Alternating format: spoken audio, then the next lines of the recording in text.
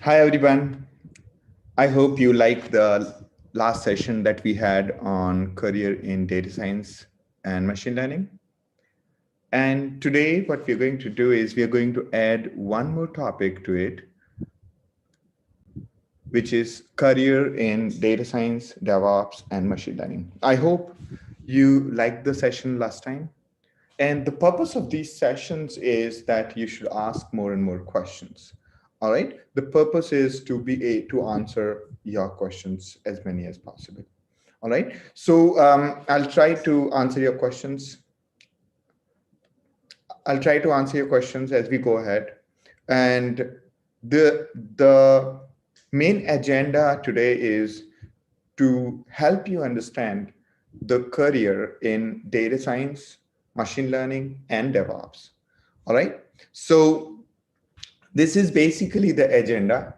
Here, the agenda is we'll talk about myself first, and then the CloudxLab. Then we'll learn about what is coding and what is DevOps. Then what is machine learning, what is AI, and what exactly is data science, and what is difference in ML approach. And what we are going to do is we are going to talk about career paths and also the job stats.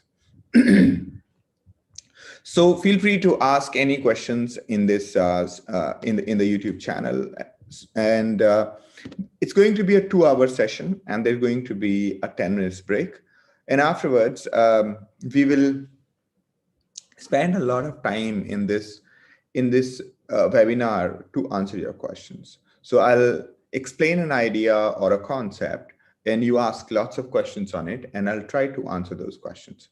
All right. Now, except for myself, everybody's on mute, and please use the chat to ask questions on YouTube. And the recordings and the slides will be shared after the session.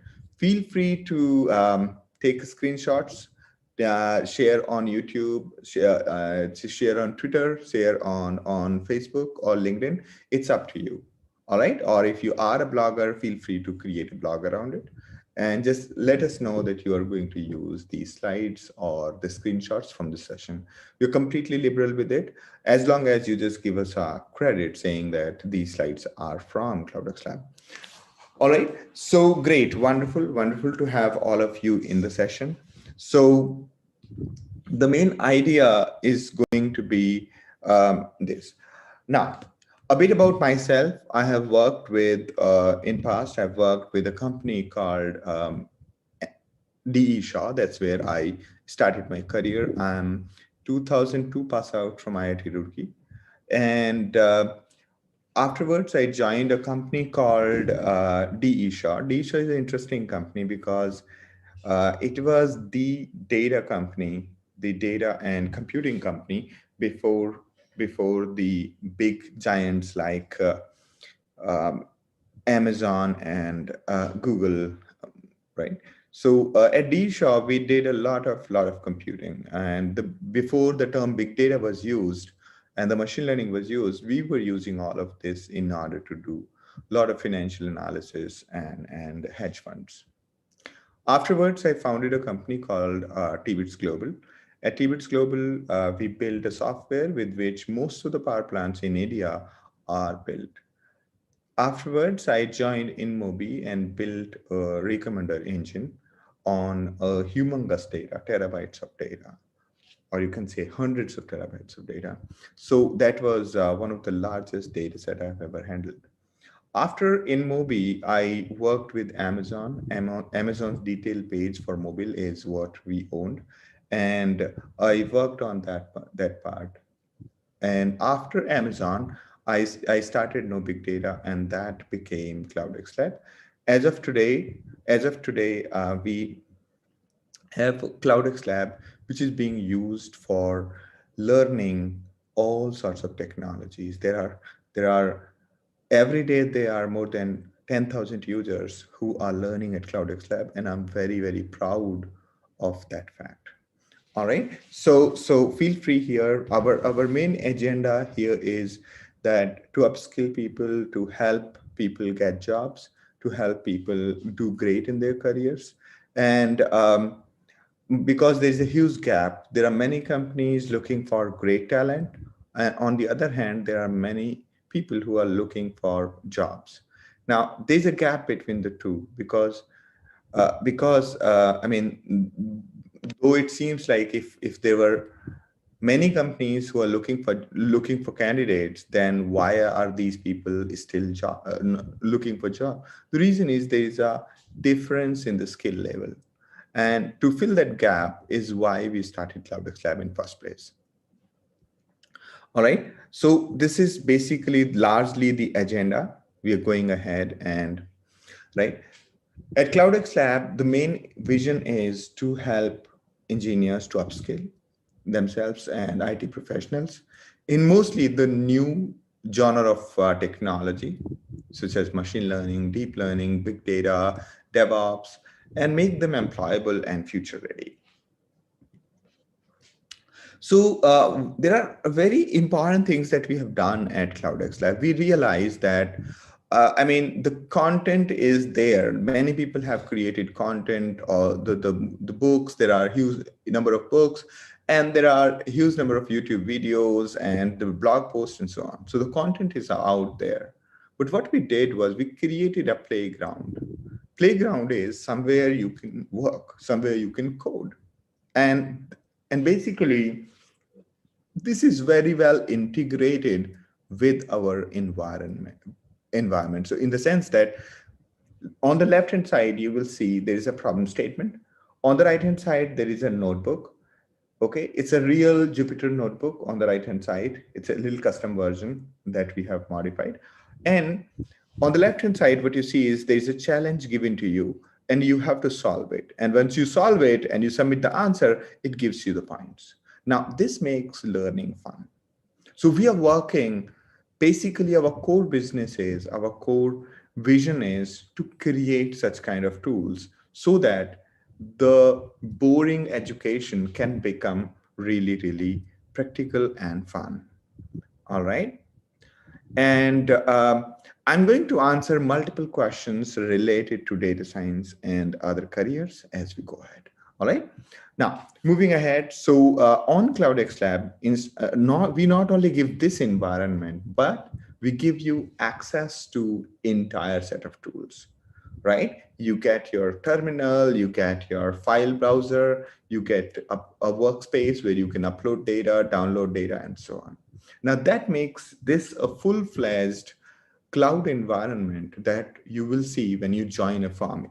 If you are joining, let's say, XYZ company, a big company, the chances are you will get the access to the remote machine. And there you'll have to work. So this is essentially the closest you can get to a production environment or a real environment where you get hands-on or you get sound, you can do all kinds of experimentations here before you jump into the production environment in your organizations or before you join somewhere. So this ensures that the experience you will gain at CloudxLab is something real as in real. It's not something, something simulated. It is something very, very real.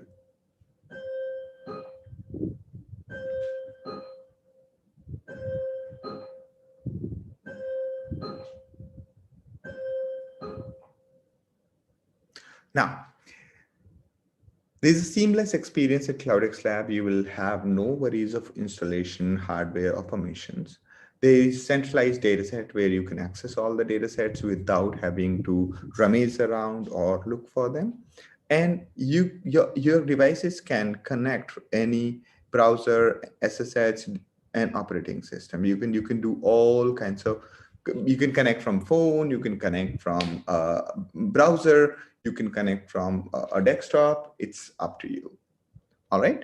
Now, there is something called social profile. This is something that is helping a lot of candidates. Lots of recruiters are looking at people's profile. And essentially, this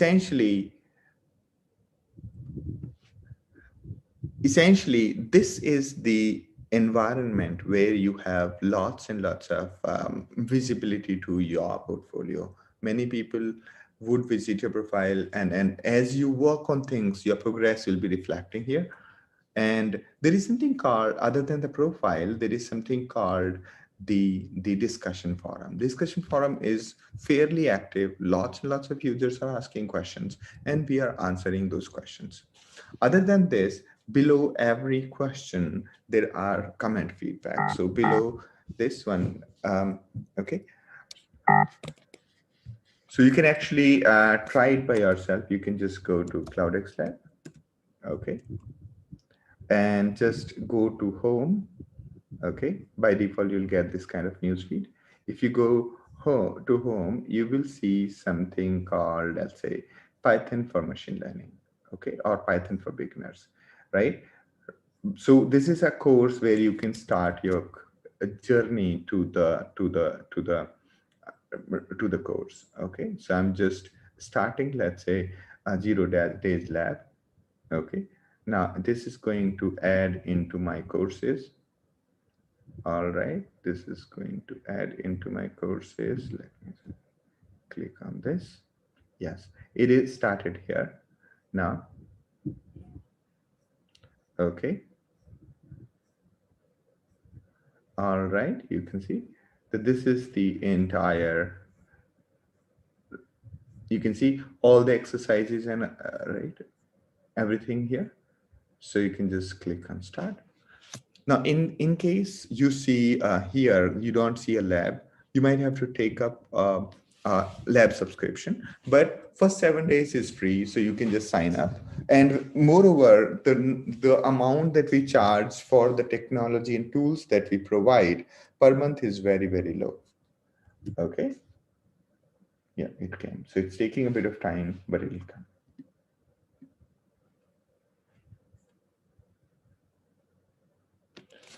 All right.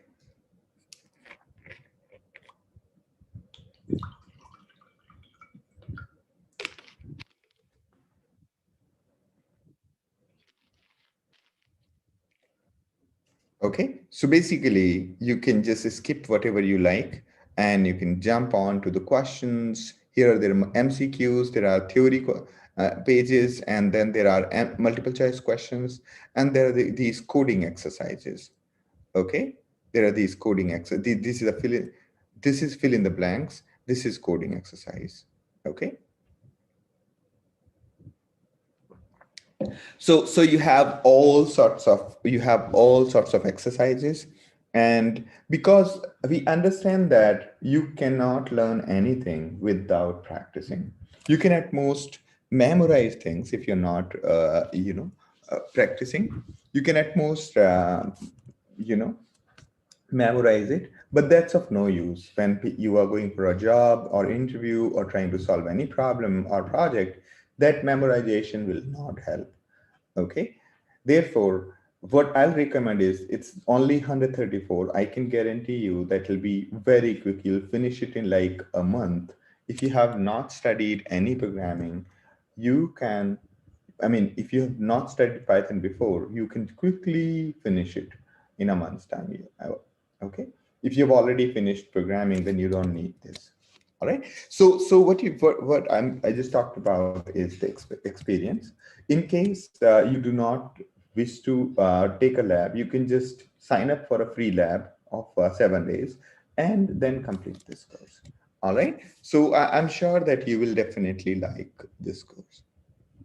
Now, further, what we have is we have created a job portal and we are going to work more on this. We are launching something called exams, where we will be taking a proctored exam, whereby your screen and the camera will be recorded, so that we can take your profile to and get you the job. So exams we are about to launch probably in couple of weeks time. The exams will be launched. In the exams, it'll be like a big 2 hours exam. There'll be, say, questions, and people would ask those questions. And there'll be questions like the coding questions, there's MCQs, and there's a fill in the blanks. So those questions will be there, and then when you attempt it and you get graded, and we have that report. And once out of those people, We will basically, those who are clearing the lower benchmark, the minimum cutoff, we will take their profile and go and we will pitch to many companies. All right, we have already many companies lined up for who wants to hire from us, and that way by working through the exam, the content, and by the lab, you will be able to secure your career. All right, so before we jump into other things, the one question that I want to answer is that what exactly is programming? You hear this question like, what is coding? Everybody is doing coding. And I am, from X background, should I learn coding or not? You will hear this question, or I hear this question all the time. All right. The answer is the programming is an act of writing steps to tell computers what to do. Okay. Now, the act of writing steps to tell computer what to do is called coding or programming. Anything that you do can be broken down in sets of steps. Okay, those steps could be huge number of steps. Those things could be really a zillion number of steps, but things can be broken down into steps. Okay, and some of the things are very, very hard to break down into steps. Like, for example, understanding something, how would you convert that into steps? But to some extent, that part can be done using the machine learning. And machine learning is nothing but the next form of coding. It's essentially programming computers to learn from the data. Okay, so programming or coding is essentially act of creating steps or writing a step to tell the computer what to do. Okay, so you need to understand what is computer. It has a memory, it has a disk, it has the ways to understand the instructions, and you should know like what kind of instruction can we do. Like, can we assign a variable? Can we do the for loop? Can we do the create an object? Like all of those constructs you should be clear with. So the coding is essentially the act of writing code. Now, this is another question that I am from XYZ background and my interests are okay, there's a typing mistake, never mind. So, and my interests are such and such. Should I learn coding or programming? The answer is yes, you should learn coding or programming, no matter what your background is, no matter what your interests are, whether you are an artist or musician or actor or marketer, or let's say you are into manufacturing, anything you're doing. Okay, you should learn coding or programming. Now, in other words, if you are, let's say medical practitioner, should I learn programming? Yes, you should learn programming. It only makes you a better person. It doesn't harm you in any way. Okay, let me quote Steve Jobs here. Everyone should learn how to code. It teaches you how to think. Okay, so it's a very important quote. Now, let me see if there are questions. Yes. All right, I'm going to answer your questions. There are going to be, there are many, many questions that are coming up. Wonderful. So question is, should I learn programming? Yes. No matter what your background or interests are, learn to code. Okay. The important part is, whatever is your branch, whatever is your field of research, field of work, if you learn coding, you will be able to figure out where you can use coding. Okay. It is as essential as reading or writing. The advantage of reading and writing you discover once you learn reading and writing. Otherwise, you are a different person. If you do not know how to read or write a language, you are a different person altogether. Or any language, if you do not know reading or writing any language, you are basically a different person. Similarly, when you learn to code today, you become a different person, no matter what, whether you are a medical practitioner, you are an artist, you're a marketer, you are into finance, everywhere. The reason is, age of today, everything has been eaten by is kind of every branch of human sciences involves computing. Every branch of human sciences involves software. Whether you are in medical field, there is software all around, right? And if you are in let's say the if you are in marketing, then there is a software all around. If you look at the analytics, you see all kinds of software around. Then if you are in, let's say you are a musician, you'll find that there's so much software and coding involved today in music world. So the next reasoning for learning programming is helps you think analytically and communicate better. All right. I remember in one of my experiences, my boss, who was a software manager, did not know coding. And it was a very short period of time. So he could not communicate the idea in a way that that could fit in. So it took a while to understand that there is SQL and there is a normal coding, and he was talking about the loops and stuff while I was thinking in terms of SQL, and there was a big disconnect. So if you know a programming language, it helps you structure your thoughts better, communicate better. All right. Like, for example, when I very vividly remember that when I was learning to code, and there was this question that I had was, uh, because I did not know programming at that point of time. This must be like my first year in college. That time I had never touched the computers. So there, big question was that how exactly the computer solves the chess. How did the computer beat the human in chess while human knows all the steps to solve it? Okay. And basically I could not imagine that part. So once I learned coding, then I learned a technique called backtracking and recursion. Then I was able to see, okay, there is a game theory. I can, first I can go through, I can do the permutation, put all the steps in place, and so on. So that was a very important aspect. And I remember very well my life before coding.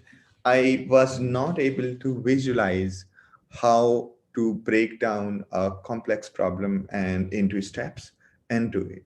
Okay. The whole idea of, let's say, building a tic-tac-toe game, let's say I want to build a tic-tac-toe solver. I mean, I can play tic-tac-toe, but I did not know the whole idea of breaking it down into steps was very vague to me. So after I learned programming, the things became more concrete. Things became very concrete and meaningful. Okay, so please, my strong suggestion is that do start your career in coding if you are coming from completely different background. All right, and even if you are 50 years old or 60 years old, I have seen that people have done wonders in that domain. Okay, they have. I have seen many learners who basically start their. They just because they have retired and they wanted to have some fun, so they basically started coding, and it was good for them. They enjoyed it. They build multiple things with that. Okay, so it opens a lot of doors. It opens a new dimension of life. Just like reading and writing made you a different person, learn coding makes you a different person. All right.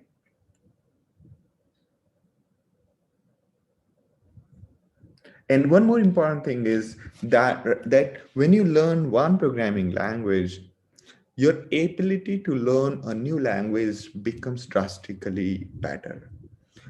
I learned C++. Probably it took me 6 months easily to practice, learn, practice, learn. It took me 6 months. I very well remember this. And it took me 6 months to learn my first programming language. But when I learned Python, it took me probably a week to move. Okay. So once you learn one programming language, it is just a matter of mapping. It's just a matter of mapping that this construct, there is a for loop, there is a while loop, there is a for each loop. Here you have this way of assigning, here you have this way of defining and things. So it takes a very small time for individual to learn another programming language. Okay. So first programming language takes time, but other programming languages after that do not take time.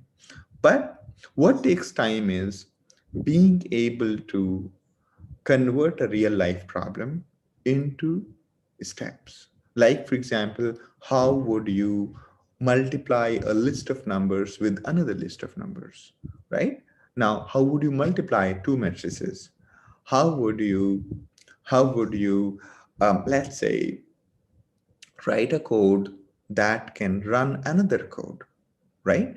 How would you write a code that can understand a query language such as SQL? So these are fairly complex problems, and basically, learning to code, you can learn to code and learn the entire programming language, or you can memorize the syntax. But the most important part is spend a decent amount of time learning how to convert real life things into code. Okay. So that helps you thinking about a problem, that helps you breaking down complex problems into easier steps. All right. Now, there is another thing that I want to describe to you, that what exactly is data science? Data science is essentially, it's an interdisciplinary field that uses scientific methods, processes, algorithms, and systems. So at the end of day, all the tools are built using the same coding languages, right? Same set of steps that we talked just now.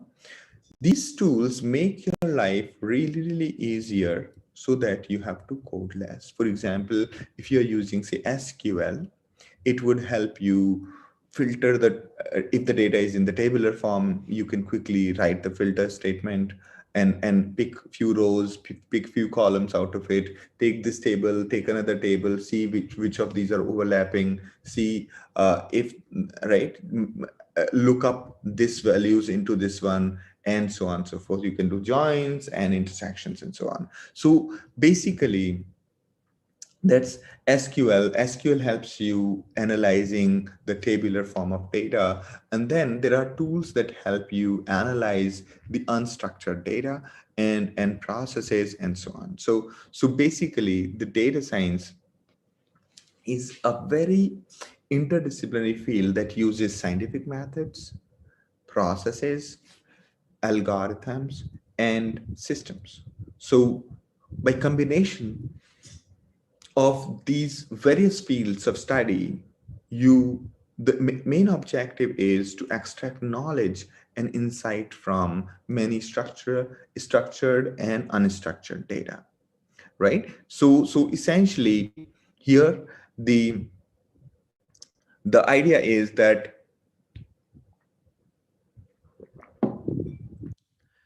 okay, so the main idea is, so data science is essentially the sets of tools and practices that help you process data, right? So, and I'll talk a bit more about it. So the various tools that are needed to do the data science are these.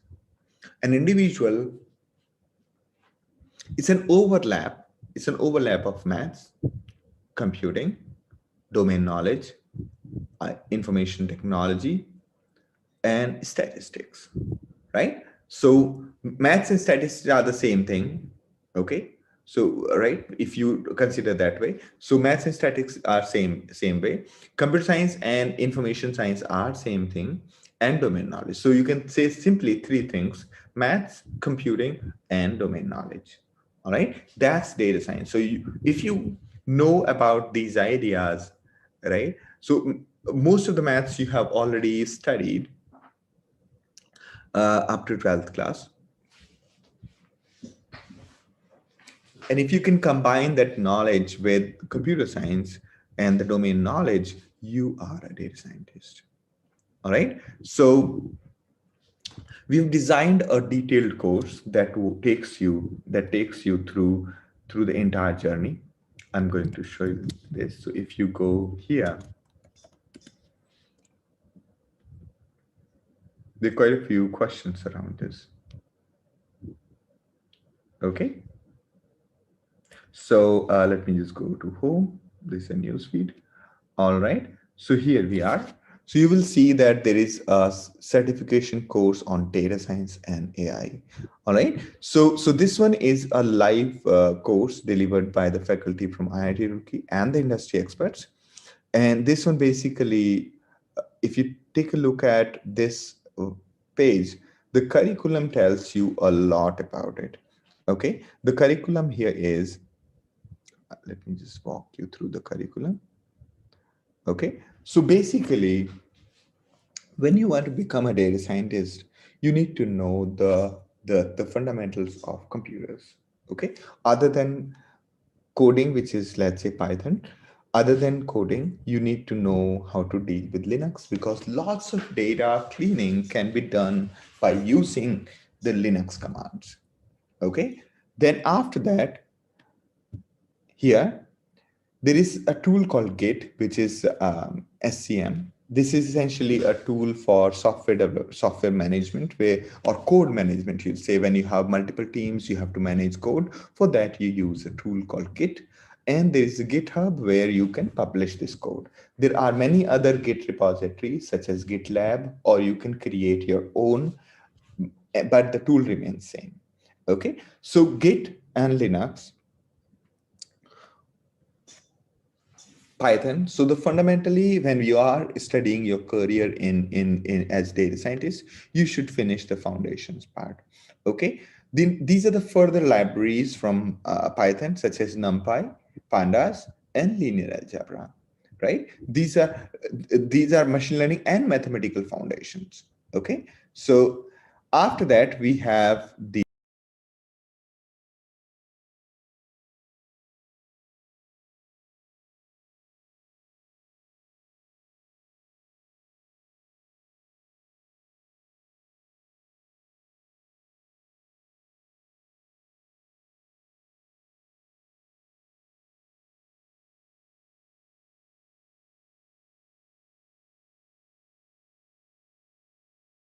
if you consider that way. So maths and statistics are same way. Computer science and information science are same thing, and domain knowledge. So you can say simply three things: maths, computing, and domain knowledge. All right, that's data science. So if you know about these ideas, right? So most of the maths you have already studied up to 12th class. And if you can combine that knowledge with computer science and the domain knowledge, you are a data scientist. All right. So we've designed a detailed course that takes you through the entire journey. I'm going to show you from Tanmeva's difference between data scientist and data analyst career point of view concerning real time. Okay. So data analyst basically takes the data, analyzes by himself, and gives the results. Okay. While data scientist utilizes machine learning, deep learning, or any other tools to do the analysis. Okay. So data analysts should know the basic say SQL. They should also know basic techniques to load the data. So my understanding is that if you are going to planning your career in data analyst, especially from the technology point of view, because this term called analyst has been used very loosely. Okay. So the way I'm looking at the data analyst is somebody who can, you know, given a data in database, given a data in a file, he should be able to tell us something about this data. Is it good or bad?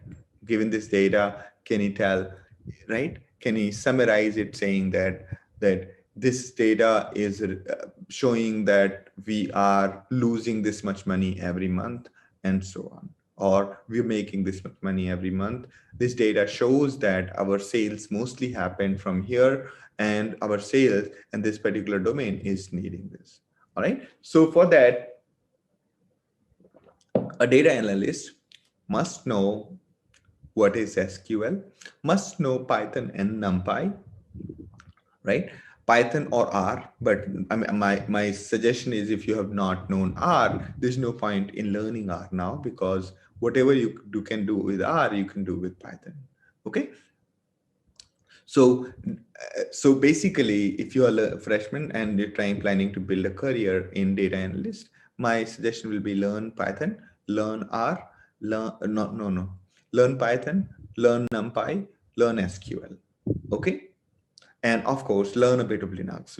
Another course that I strongly recommend apart from Python is Linux, because when you are going, even if you are a data analyst and you're going to go to a company, you will have to work on servers. You should know how to load the data. How should you can just deal with lots of files, how to copy files, and so on. Therefore, I found that then when you are in this in the industry, the challenge is that most of the tools on the server side are basically based out of Linux. Okay, so most of the companies will have on servers Linux. Therefore, I would suggest that you go with Linux. Okay, there is a free course. You can just go ahead. It's a gamified course. It'll basically check whether you're doing right or wrong, and it'll give you the rewards based on that. Okay, it has been attended by close to 20,000 users, and they have really liked it. And we basically take a pride in this particular one of a kind tutorial. Okay, this is the first tutorial I created on Linux at CloudxLab. Afterwards, we created other ones. Now, so this is another thing that you need to learn as, right? So if only I could just make notes of things. Okay, let me pause my screen a bit and open text editor. Okay, so for data analyst,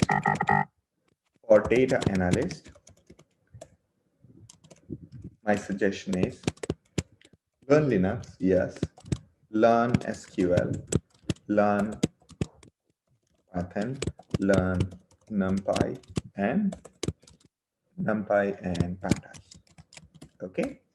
So for data analysts, you don't have to get into algorithm, data structures, or other parts, but yes.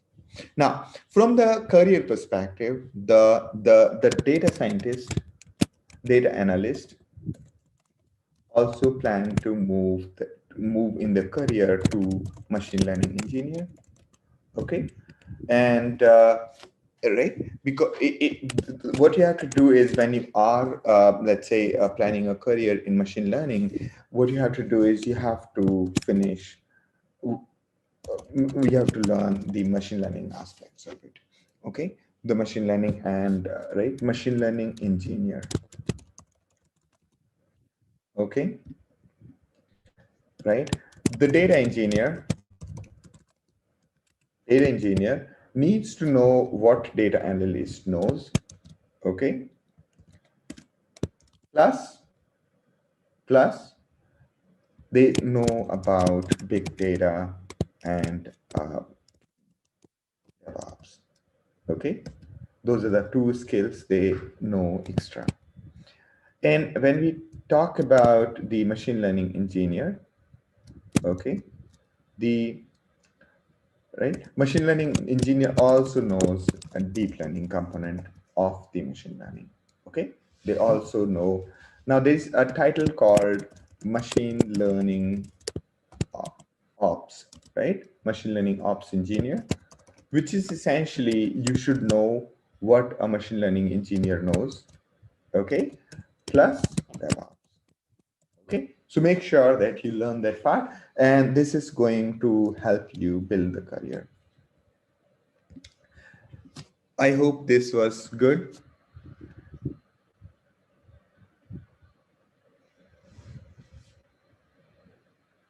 All right. So I hope, right. There are quite a few questions. Let me just read out. Okay. The other question, which is apt right at the moment, question is data cleaning and preparation is a very difficult task. How can we analyze the data easily? Is there a technique that you can do? Okay, so honestly speaking, there is no single thumb rule to it. The data, as we see, there are like all kinds of formats of data. It could be X-rays, it could be coming in DICOM format, it could be coming in CSV, it could be coming in fixed file format, and so on and so forth. Okay, so first of all, you'll have to convert the data from files to structured format. Okay, second, right, once you have done that, you can use SQL, okay, or you can use in case you, right, in case, right, you basically need to do pandas for the data analysis and data cleaning. So pandas doesn't help you in that. So the data cleaning and preparation is essentially a Python task along with scikit-learn, scikit-learn, and other utilities. Okay. This is for small data.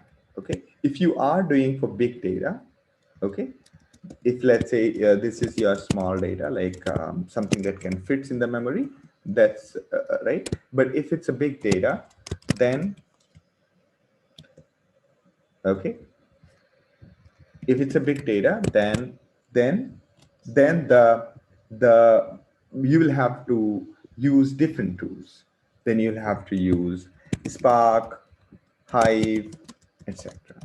Okay, so so data preparation and cleaning is difficult. It's a function of what kind of data it is. If you imagine for a moment that your data is well formatted in, let's say, a database table, then data cleaning and processing may be a slightly easier task. Also, what kind of preparation do we mean? If we are trying to, let's say, we have the data which is, let's say, time bound, okay, and each time step is one row in the database. Now to convert it to horizontally and combine this is going to be a fairly difficult task. Therefore, you will have to have a bit of knowledge on the coding side. Okay, you should know how to code. Otherwise, what will happen is you will be able to do only the things that are possible with given structure of tools like SQL or other libraries, right? So those are a few ideas. All right. There are a few questions. I would love to answer those now before jump into questions. Okay. Please, if you are from non-English speaking side, please convert it into English before posting. It's going to be easier for me. Other than English and Hindi, I do not know any other language. Okay. Now, a question is, I'm in teaching field for 6 years. I just finished a full-time PhD. I'm willing to switch the industry to AI ML. How can I do so? Okay, very simply, I would strongly suggest that you take up this particular course. Okay, you take up this particular course, um, not this one, or whatever is the curriculum for this course, okay, this one, whatever is the curriculum for this course, okay, you use that. Okay, so this one. All right. In case you are not, you want a self-paced course and you do not want the IIT Roorkee certificate, you can go ahead with, let's say,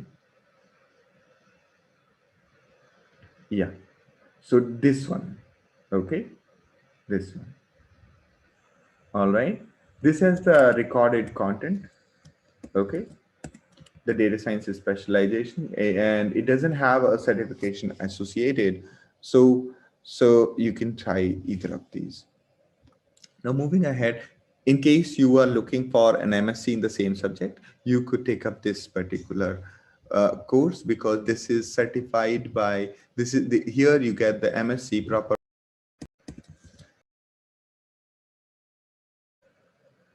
All right. So for you, my suggestion will be yes, because if you are working on a cloud, so there is a lot of automation. You see, there is Chef, Puppet, and then YAML, and so many other things. And what I found is that if you are comfortable with Python as a programming language, you can just scope up with everything, or you can create your own tool or your own scripts to automate everything. Like at CloudxLab, almost every automation is done using Python. Every automation on the cloud is done using Python. Okay. And it doesn't need to be, you have to be super solid in data structures and algorithms and so on. No, you just need to know how to structure the code and how to write those steps. And my belief is that everybody can learn coding, just like everybody can learn reading, writing. Can you believe that in some part, probably like around, say, 500, 600 years ago, people actually thought that, not 500, like maybe say 200 years ago, or maybe 100. I was reading that book. So people actually thought that there are only few people who can learn how to read and write. The others are not intellectually capable to learn how to read and write, right? So that's how people kind of discriminated, kind of made it very elitist thing. So there were only elite people who are supposed to read and write. But today, everybody can read and write. Almost every individual who is just normal, average person, they all can read and write, right? Therefore, my strong belief is that no matter how, no matter what people told you intellectually, that you are sharp or not sharp, my belief is that you can learn coding. You can learn coding and you can code. Everybody can code. Okay. It's just matter of spending time with it, spending time to learn the syntax and then practice the syntax. Everybody can code. All right. And that's a very important part that I have come to realization, that there's a huge mental block that goes around saying that not everybody cannot code and this and that. But I found that in my history, I must have taught close to maybe by the way of my self-paced as well as live classes, close to 20,000 people so far. And I found that I get so great feedbacks about people learning to code. Okay, so yes, I would say that learn to code, because it's going to help you automating lots of stuff. Okay, a question from Samuel is that I don't have a tech background. Can I choose career in tech? Yes, that's a wonderful question. Okay, so I'll like to make it very clear. So I am a chemical engineer from my education. Okay. But I liked coding and I chose a career in tech. The other reason for, other than my love for coding, other reason was that I saw that you can get jobs in coding. At that point of time, the chemical engineering was not attracting so many candidates, but and I found that the coding job, the tech job, is something I can get. And I more than that, I actually enjoyed coding. I actually enjoyed coding. And since the day I started coding, probably in 1999, I started coding. I've never looked back. And I mean, so yes, you can definitely build a career in tech, provided you spend good time. You start your career with, say, Python. Okay. So, my suggestion will be that, so the career goes like this. So you are a beginner. Okay. You are a beginner. You do not know any programming. You learn, say, Python, right? These are fundamental tools. Okay. We call them fundamental tools.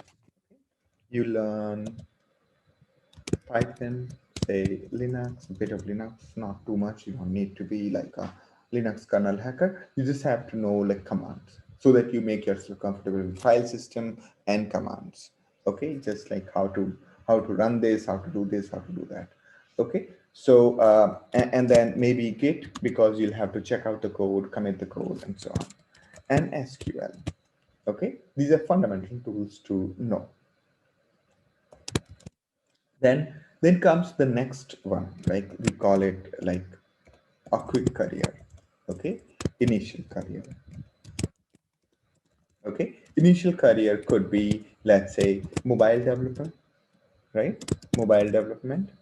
Okay, for this you might have to learn the mobile development using your favorite language, or let's say web development.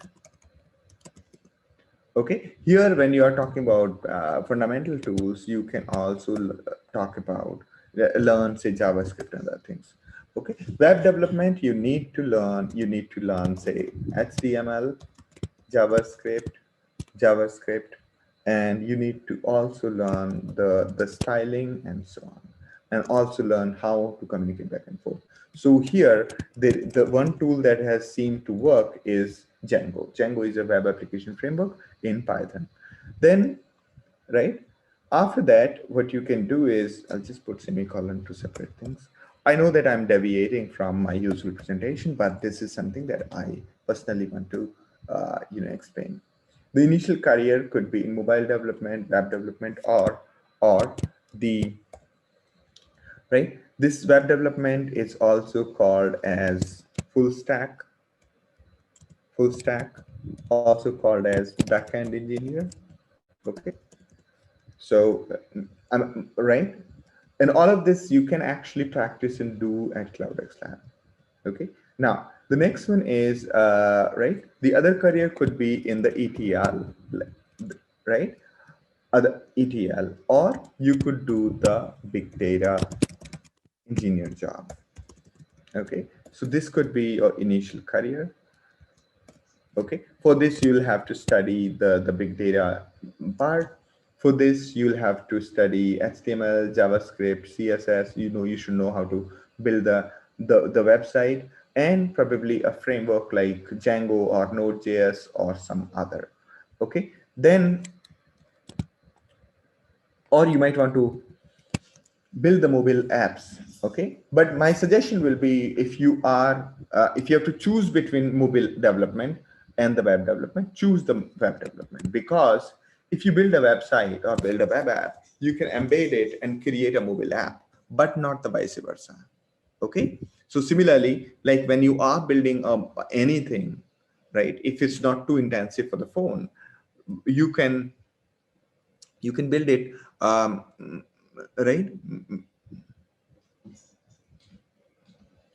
So if let's say the you learned web development, if you build a website, you can make a mobile app out of it very quickly, but not the vice versa.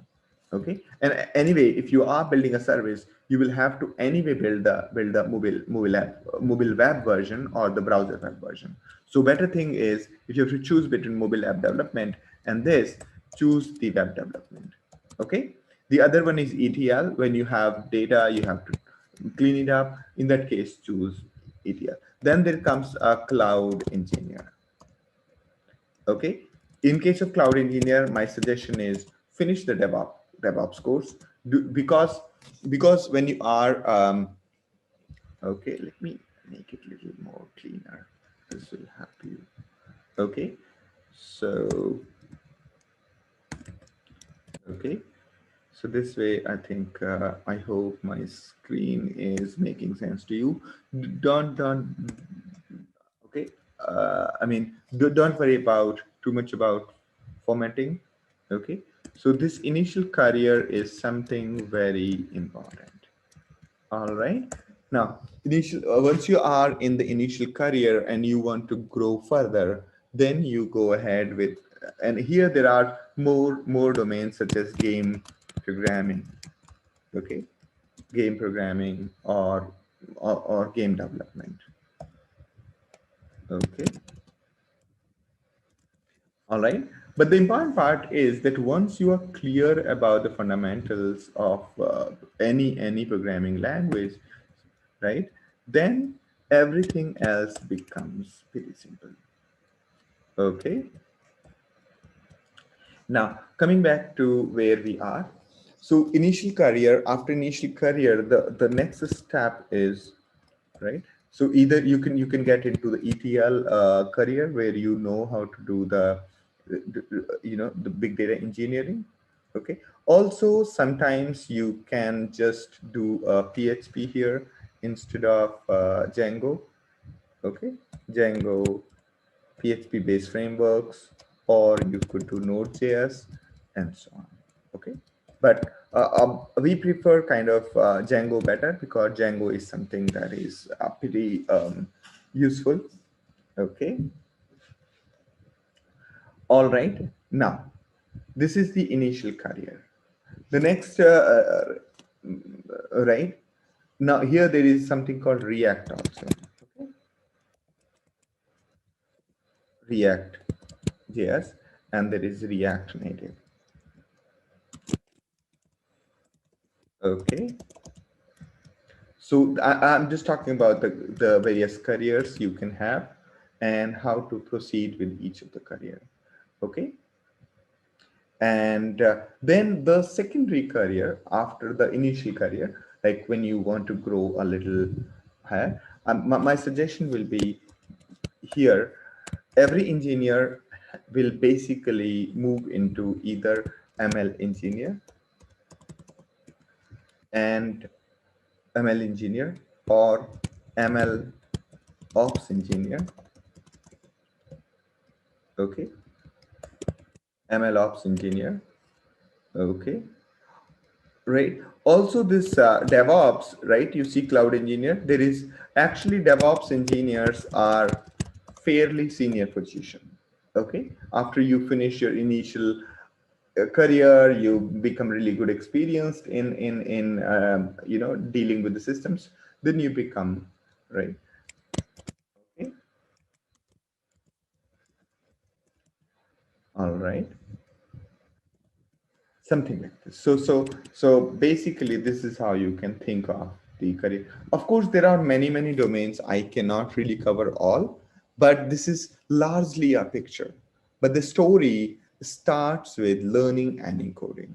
Okay, trust me, it's not hard. I'm not saying that you become like super genius in the coding. You can become super genius in a coding in a few months, but you can learn to do decent amount of work if you just spend a month time on a language like Python. Okay, just a month. Okay, if you are not from tech background.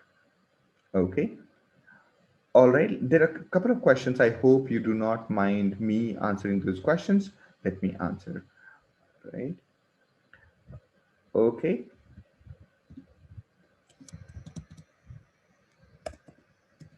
Next question is, can we manage to learn a lot of programming languages? For example, I learned Java, C, HTML, PHP, and MySQL, but my desire to go deep into data science, how can I manage shifting? Okay. All right. So this is a good question. Okay. Question is that, can we manage to learn a lot of programming languages? Yes. Actually, the important part to know is the more programming languages you know, the better you are at judging how to get the work done. It's not the other way around. Okay. There is no such thing like forgetting. If you are forgetting because of learning new things, you are probably probably doing it right. Okay, so there's a reason why we forget things. We forget things because those things were not necessary.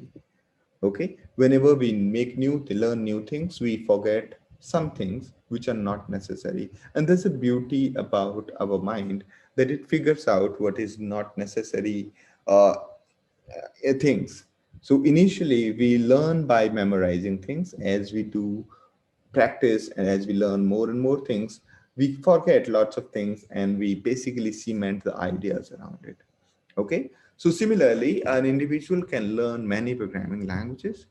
And like, for example, it's a very interesting question, and I would like to answer it in more details. So basically, right, I learned my career started with C, C++, Perl, C Sharp, Java, um, JSP, and other things. And Lisp, I learned Lisp, JavaScript, SQL, all of those. And trust me, I've not forgotten anything. The things I forgot was what are those functions in Java string library, right? That is anyway useless. You don't need to memorize anything. All I remember is these chunks of information that in Java, you don't need to create or store create the memory by yourself. There is, this, right? So those chunks of differentiation I have in mind, like list looks like this, so right, all of that, and it's completely okay to continuously look up the code when you are programming in a new language.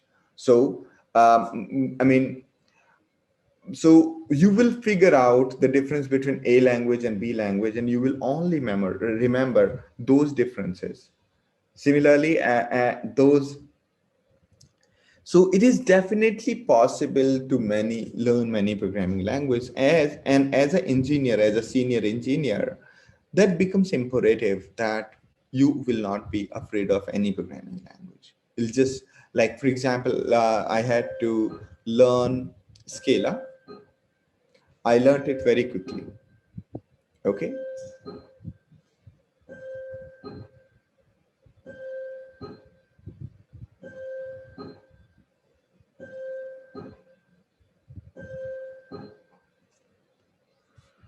Okay. So now let me come to your second question. That how can I manage shifting? Yes, of course, you can. Every senior engineer, as I said, as I said, after experience, they can shift to. I mean, it's not only after the experience, but usually people shift from the basic engineering to the data scientist job. Okay, so you can definitely shift, and my suggestion will be that whether you learn by yourself or you take up these courses, but this curriculum is something that I would strongly recommend. Okay, so this would help you shift, because I have been lucky to witness the career change of many people who have learned from us. And since probably I think the EICT course itself has been taken up by around 6,000 people. Okay, so and I'm seeing their career grow. Okay, in various kinds of roles. So I can guarantee that if you finish the data science specialization or this curriculum from anywhere, and you're confident, do send me your resume, as well as I can assure you that wherever you go, you'll get a job. Okay. All right. So there are quite a few questions. I was thinking I'll finish it, but let me take a break. Let's take a break for 10 minutes.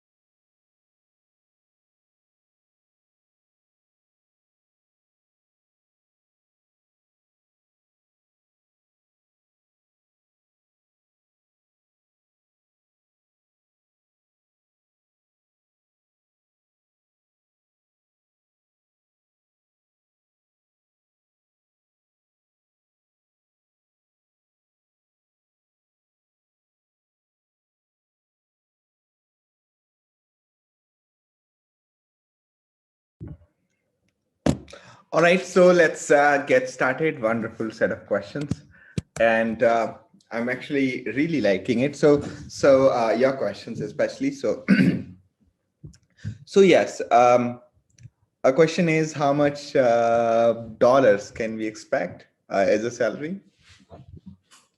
So okay, this is a bit harder to answer because the salaries are function of your skill, function of your education, function of where are you located physically, and function of your proficiency with languages, not programming languages, but human languages. The salary is a function of your general aptitude, and salary is a function of which domain and which position you are. Okay, so it's very hard, but you can, but the computing industry is actually the most meritocratic industry as compared to other industries. Other industries are not that meritocratic. Most of the other industries where right, let's say for example being a professional actor, it's hard to become a professional actor because there are only few, and so on. Now, coming back to the point is that take a look at Glassdoor, take a look at other careers. You will find that the salaries of, let's take a case of DevOps engineer, would be more than in the US. It would be more than probably $80,000. Okay, so take a look at say Glassdoor and other sources of uh, salary. Like for example, if you go to Indeed.com, Naukri.com, and other sources, you will find that there will be many more data points to correlate. Okay, I might say something. I might say that I mean, by doing this course, you will get $200,000 salary, but that's a function of that'll be a lie. Okay, no course can guarantee you a job.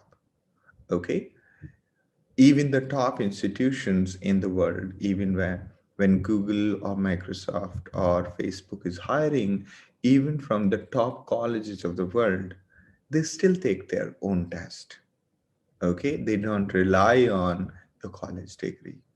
Okay, so when let's say, though I'm from a very premier institute in India called IIT, but when I applied in DE shop, I had to give the test. I had to give the written test. I had to clear the technical round of interviews, and so on. So there is no sensible job in the world which will give you, which will basically be open for you without some kind of authentic entrance test. Okay, and if let's say there is a job which is basically hiring everybody who has done BTech in computer science. Okay, let's say there's a company, right? So when you look at such companies, and the only thing that will go in your mind is that how can they rely on my BTech degree alone? Because there are so many people who did not study at all and they just have a same degree, right? So this only means that this company, which is hiring everybody with just based on the degree, doesn't know how to hire. So my strong suggestion will be, in such cases, it's going to be a disaster for your career. You might join, you may not be learning there. All the colleagues you might be having, it just they came based because you have a certain piece of paper as a degree and so on, right? So no matter what, no degree, no college, no company, nobody can guarantee you a salary, a particular salary or a particular job. What would what What at most a company like CloudxLab do is nudge you in the right direction, right? Give you the courses, the chapters, the knowledge that you need in the correct format. We could talk about, all the general gyan, general motivation, this, that, but that wouldn't lead you to a job. What would lead you to a job is real hands-on knowledge of the various tools that I've talked about. Okay, so my suggestion will be start your learning with, say, Python, Linux, Git, and all other tools. And then move on to the curriculum that I have mentioned for data science. And trust me, by the time you finish it, you yourself will realize the potential of the subject. Okay, because by the time you finish it, you will definitely have gained a lot of knowledge, and you'll be able to apply those knowledge in various fields. Okay, so that's one piece of advice that I have. Okay, there are a few more questions, so I'll see if I can answer them quickly. Okay, so initial questions, and generally I take a bit of time so that I hope you can see my screen. What would be the best approach to learn many languages for different application, or learn a particular language and do everything with that? Okay, all right. So there's a saying that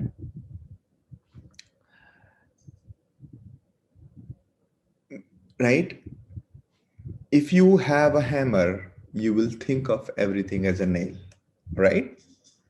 But if you have a full toolkit, you will know when to use what. Okay, the best approach is this: learn a programming language. When you learn one programming language, moving to other programming language is quick. Okay, second, when we say you are learning a language, you are not really learning a language.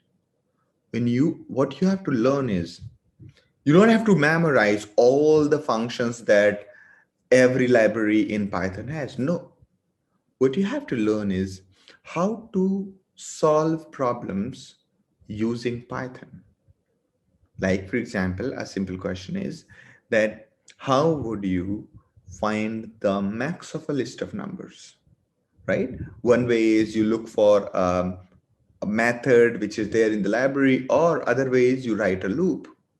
Okay, so basically, the most important part is learn to structure your thoughts so that you can solve problems. Even if there is no library function available, you should be able to quickly write it, right? I met somebody who was very good at, machine learning with R. He said that, I said that, what is standard deviation? He answered, what is standard deviation? And then I asked him that, do not use the computer. Here is pen and paper. Give me the standard deviation of these three numbers.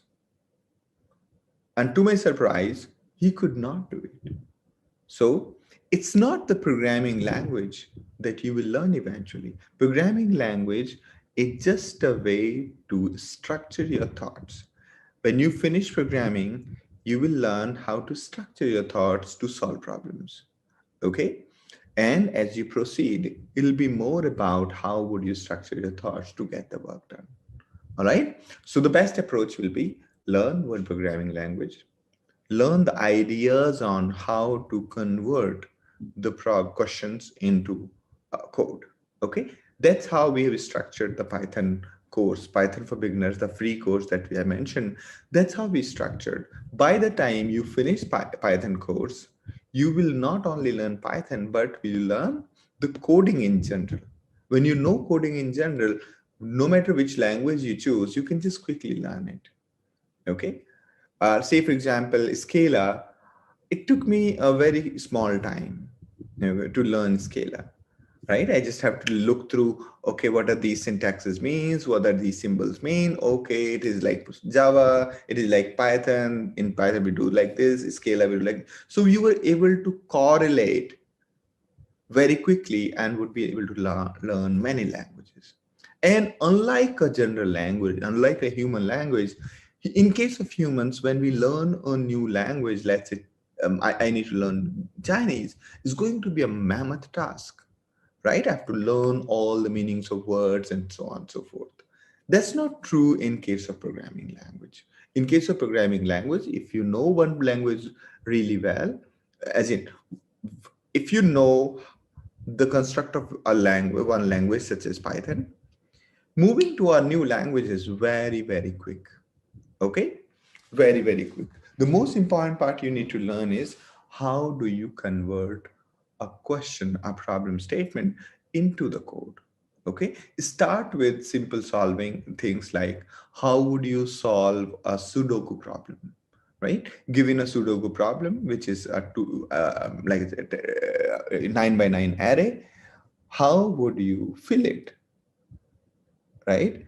If zero means it's some of them are empty, right? So think when you do that, you will realize that programming languages do not matter. Okay. I hope I was able to answer your question.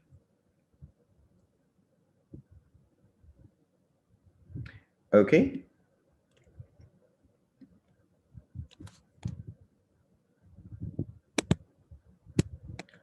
Okay.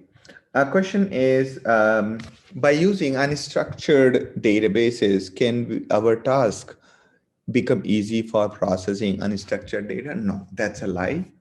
Okay.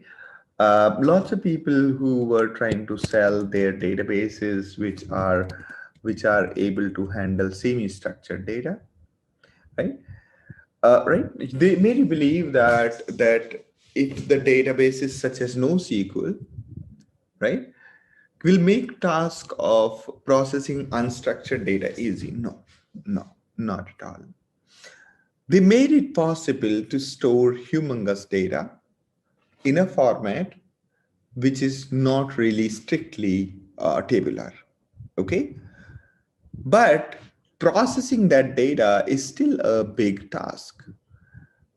My belief is not belief, but I can show you that if the data is structured and we are using SQL, processing the data is way, way, way easier. Therefore, therefore, uh, therefore, the reason why we store the unstructured data is because it helps us distribute the data easily. The tabular form of data is very hard to distribute in general. Like some columns go here, some columns go here, and so on. Though there are tables like HBase and so on, but the main idea is that if you can represent humongous data or any data in the form of table, it's so easy. Like think about Excel. When you have data in the Excel format, it's so easy to manipulate it, like delete these columns, keep these columns, filter by this, filter by that, and then you can quickly process it, right? So unstructured databases help you, or you can say there's no unstructured database, they are semi-structured. Semi-structured databases help you store humongous data, but processing the data would require same amount of energy, same amount of efforts. Okay. All right. I'm just going through it. A question is data science master program for faculty trainer. Is data science good for freelancing? Okay. So this person who is data science master program. Okay. Okay. Now question is data science good for freelancing? All right. Um, I'm not sure. I have not taken a look at that market, but I would love to take a look at that and try to understand that is data science really good for freelancing? Because what happens is if you have a lot of data, the chances are that you will not outsource the work to somebody, right? Because your data gets exposed. So what people do is people obfuscate the data, and then give it to somebody else. Okay, to avoid the, to ensure the data privacy. But still, there's a lot of companies are very possessive about it, and that's why lots of companies who work around data processing, they usually hire people internally. But there would be lots of companies freelancing as well, right? Hiring the freelancers as well. Question is data learning valuable for MBA students? I have done my MBA. Yes, I think almost every MBA has now something called data analyst, data analytics, and big data analysis. So yes, okay.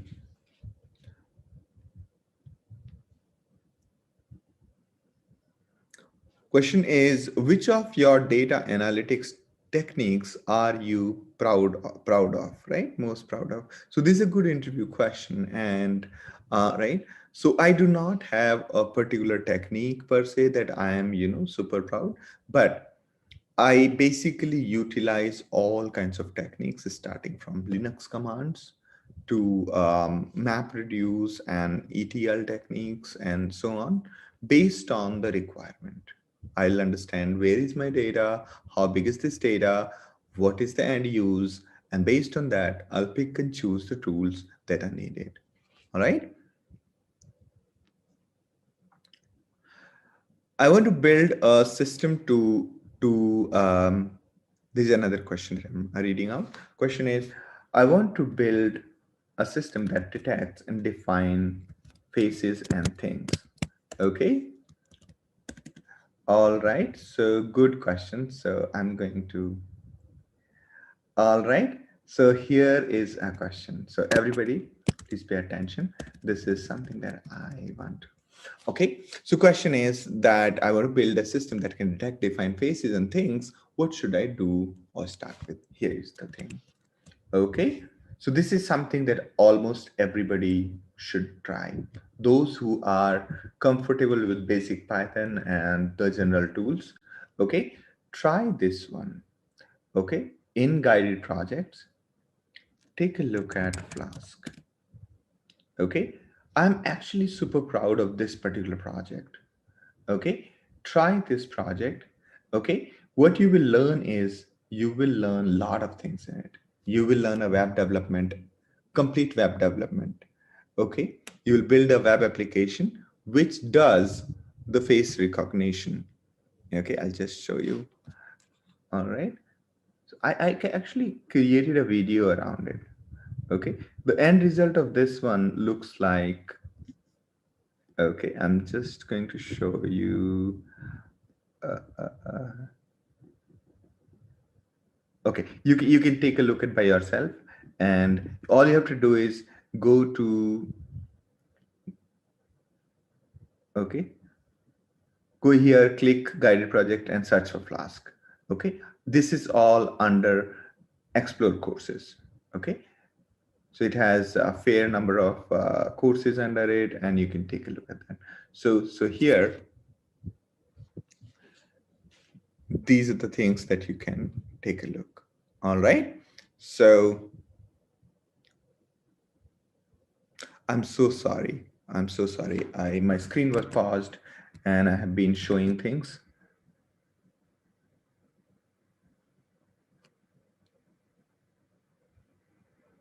Okay. All right. So you should go to Explore Courses on CloudxLab. Under the Explore Courses, if you search for Flask, this project comes up. This project is really, really nice. And this would help you build. This project basically makes you build a system that can detect what kind of, what kind of object is there in the screen. Okay, so if I could just show you in a moment of time. So this is object. Yeah. Okay, let's try something else. Okay, so all right, let's just try. Okay. you want to cancel your server, you can just press Control C to cancel it. Right now, I'm just showing my these are the top.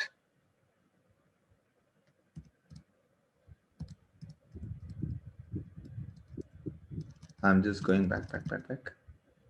So let's just find out the. So using this tool that I have, using this project that I showed you, you don't need to install anything. All you have to do is follow the steps on the lab. And once you have done on the CloudxLab itself, your web server will be hosted, your website will be created. And where things you can from just internet. Select, okay, I'll just say things. Okay. Let's just go to images. All right. Which one do we want? I like this one. I'll try this one. Okay. So this is, what is this? This is some balloon. Let's just see. I'm just going to save it to my local file. All right. So I just saved it here.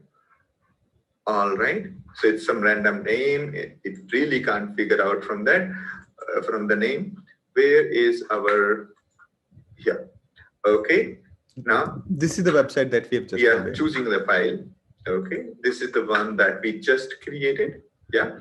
So this is the one that we saved, not this one. I'll just say downloads. Okay. In here.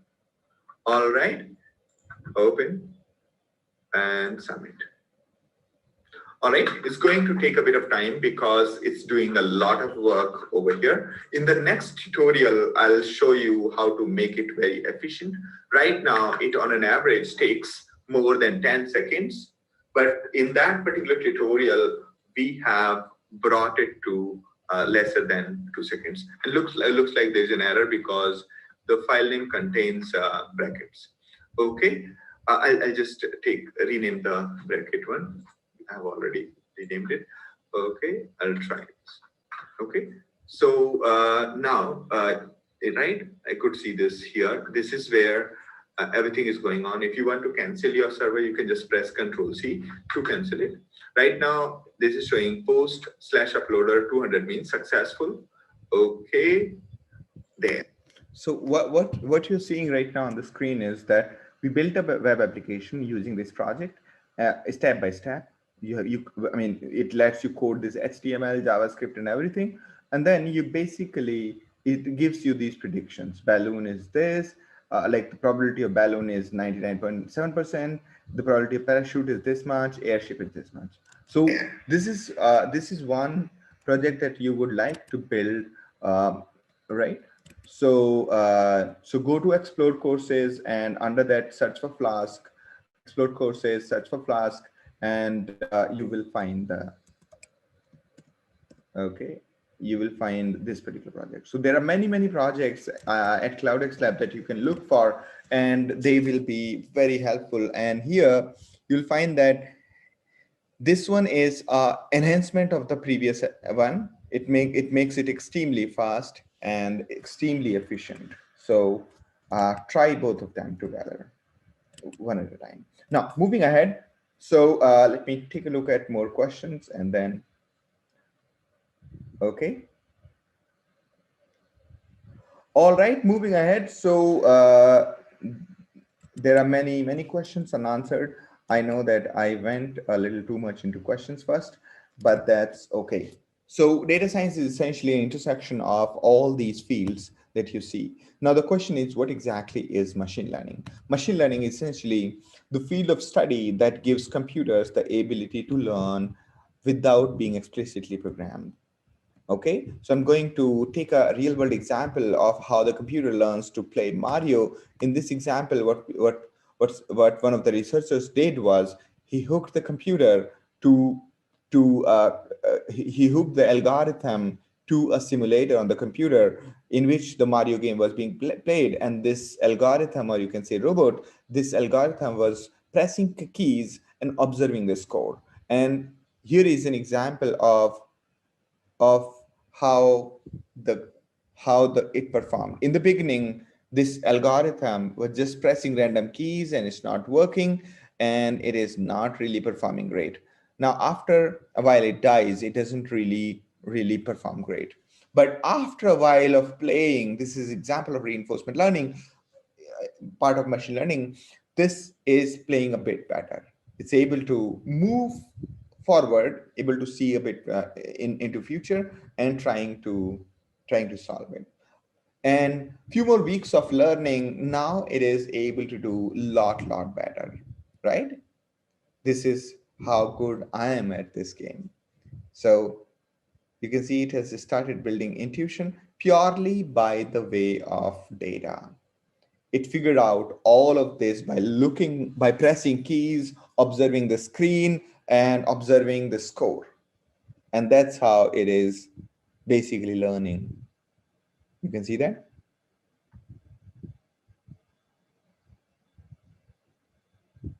You can see that it is having no problems at all. Now, few more weeks, he is better than me.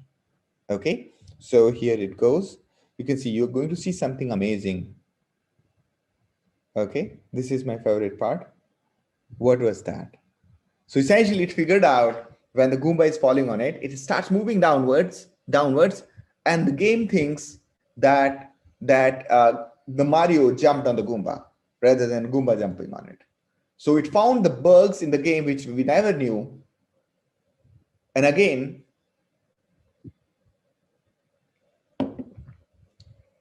what was that? So amazingly, so it learned everything from data. And here, when it's not able to play further, the only way to retain the game is to retain the score is by the way of pausing the game.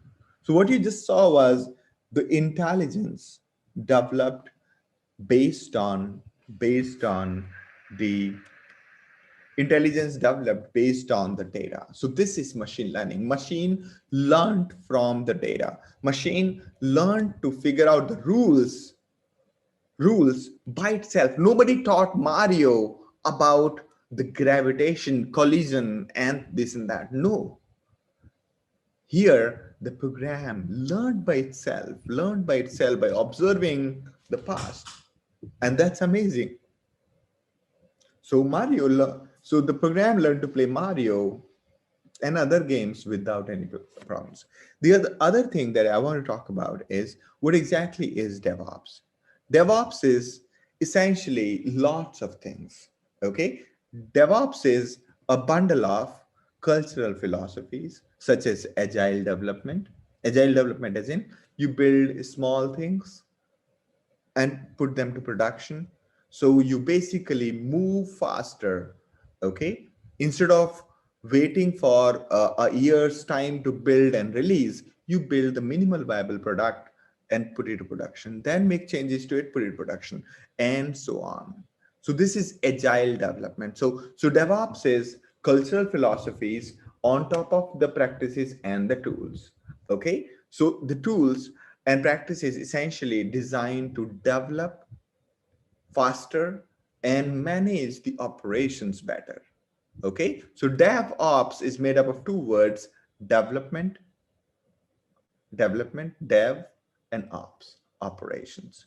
Okay, the main idea is all these tools or philosophies or practices should be able to deliver applications and services at high velocity. Okay, at high velocity. And this is something amazing. The secret to Amazon's success is not e-commerce. The secret to Amazon's success is software engineering, and especially the DevOps. The tools that we used to call it Brazil in Amazon, and there were a couple of more tools. What they did was they ensured that the deployment of their website continuously happens. The Amazon's website is deployed, right, every moment of time.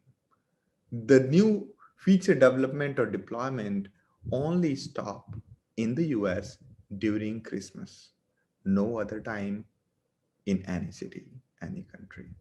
Okay, so that's basically the power of DevOps. If you ask me a simple question that what made Amazon successful, I'll answer that it is their DevOps tools and practice that made it successful.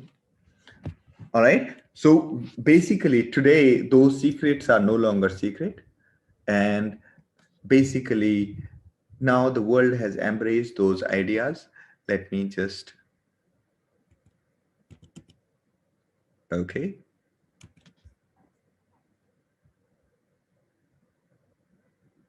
All right. So here, this is one course on DevOps. You must attend it. It's being delivered by my teammate, somebody who I really like for his, right? So it is being delivered by Abhinav. Abhinav is my colleague, and I will also be taking a couple of classes. So this is the one that is really, really like high in demand. So when people are asking you that you should learn the the Google Cloud, AWS Cloud, don't fall for it. Okay, the reason is that basically you should be more, your skill set should be more generalizable rather than specific, right? So if you learn from Amazon, they will only teach AWS, how to do something at AWS. If you learn from, say, Google, they will only teach how to do something on Google Cloud Platform. But my strong suggestion will be that you learn both and you learn the common denominator. Okay, so your skills should be more and more generalizable. Okay, so take a look at this course. This course is designed such that you basically learn the technology, tools, practices, and philosophies which are common to both. Okay, so essentially these are the various tools that you should learn, like Docker and Kubernetes, Terraform, Jenkins, Prometheus, Grafana, Git, and Linux and Python. So those are the tools that you must learn as part of DevOps. Okay, so this is exactly what is DevOps. Okay, let me take a look at the questions. All right, wonderful. The next one is the what is machine learning? We have already talked about. Next is AI. What exactly is AI? AI is essentially an objective driven definition. Anything that can behave intelligent is called artificially intelligence. Okay, AI is essentially a branch of computer science where we try to build intelligent machines such that they can behave like animals or humans. Okay, so the intelligence is defined as this: if something can represent knowledge, has perception, has reasoning, can navigate, and also can do the natural language processing, we will call it intelligent. Okay, intelligent. Now, what is representing knowledge? How do I, how do I say or express that this is a table and what is right, and things are kept on the table and so on. So how would I represent it? If computer or any machine can do that, it'll be a sub-objective of AI. Second one is perception. What exactly is perception? Being able to perceive, being able to sense, right? So having sensors, having the visual ability, having the ability to hear, have taste, all of those are perception. Reasoning, being able to play a game, solve a logical puzzle, and so on. All of that is part of reasoning. Being able to move from one place to another by the way of motors, by the way of other techniques. That's the other sub-objective. Then, then natural language processing, understanding English or understanding any other natural language, such as English or Hindi or Spanish or French or Chinese or Mandarin. So all of those are basically natural languages. Being able to make meaning out of it is essentially a sub-objective of AI. Now, question is, how do we achieve AI? AI is kind of a definition with objective, meaning that if something can do it, we will call it AI. but it doesn't specify how. Okay, this is how we achieve AI. AI is achieved. AI is achieved by the way of software and hardware. Okay, AI is achieved by software. Software could be of two kinds. One is rule-based programming. Other is based on the data, figured out based on the data, or a combination of two. And the hardware part, it could be the sensors, the motors, the robots, and the IoT, and so on. So that's basically the hardware part. Okay, so AI is achieved by the way of software and hardware. In the software, there are two kinds. One is data oriented or data science oriented. Other is the rule-based programming. In case of data science, we infer the intelligence from the data. And further, in the data science, there's a set of algorithms which all come under machine learning. Machine learning is that part of the data science where machine learns from the data to infer the rules. Okay, and part of the machine learning is deep learning. Deep learning is based on that machine learning model, which is based out of the animal, like animal brain, to give the generate the rules by learning from the data. And that's essentially is deep learning. So I hope this diagram is clear to all. All right. So most important part and the message that I have is that why is it that software is eating the world, and further machine learning or AI is eating the world is because every industry that you see is trying to predict whether manufacturing industry is trying to predict which products to manufacture, which process to follow, and what prices should be capped. Similarly, agriculture industry is trying to predict which crops to grow, at what prices, and which process to follow. And similarly, healthcare industry is trying to predict the disease based on the symptoms, and which drugs are effective, how can a pandemic be stopped, or come up with the tools with which we can stop the pandemic, or techniques, and which operating procedure is most effective. So every industry is trying to predict. So every industry's prime objective is prediction of some kind. Earlier, human used to come up with a model to predict. Now, human teaches computers to predict based on the data. So machine learning eventually will be the main work of every industry, or data science is going to be the main work of every industry. Okay, so careers and tasks, I have already discussed it. So in a typical project, the workflow is gather data, clean data, do the basic analysis, then using machine learning algorithm, do the analysis, then optimize those algorithm and models, push it to production. Moving back.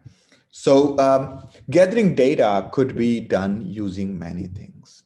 Okay, using by the way of calling APIs, by the way of storing data in NoSQL databases, all kinds of putting the data into queue using Kafka, putting the data into HDFS, and cleaning data using those tools, using Spark, using MapReduce, using Informatica, or using Python. You are cleaning data. Then using the basic tools such as Hive or any other tools like Pandas and so on, you do the basic analysis. Then using machine learning algorithm, you do the predictions, or you do the basically analytics on the data. Then once you have built the basic models on the data, you optimize those using the further tools. Then once you have built a model which is optimized, you move it to production. For production, moving to these courses, especially this one, really the how to create a service, how to call a service, how to build a app, how to build a mobile app, how to do the deployment, and hence the DevOps. So here what you see is there is DevOps, there is big data component, and there is normal machine learning techniques and deep learning techniques. So this is a typical workflow. So data science jobs or machine learning jobs have increased drastically. Take a look at all kinds of surveys, you'll find it. The AI and machine learning jobs are going to be resilient, and they are fairly future proof. The AI jobs will dominate. There are many, many more symptoms to it, right? If you look at the funding, if you look at the various automotive sector, and here you will learn lots about DevOps, a very foundational training you'll have. Then machine learning specialization is basically a self-paced course, whatever you will learn here. It's a self-paced course, just that it is with CloudxLab degree. Sorry, this one, machine learning course. This one is the data science specialization course. All right. And moving ahead, here, basically the big data engineering and Hadoop and Spark. This basically teaches you big data and distributed computing, how to store the data using many computers and how to solve hard problems using many computers. Deep learning specialization is focused only on deep learning.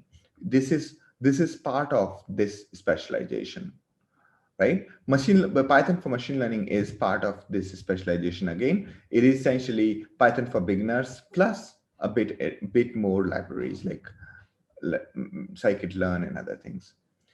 All right, computer vision is slight variation of deep learning. Similarly, NLP is slight variation of this. They both have a lot in common. All right.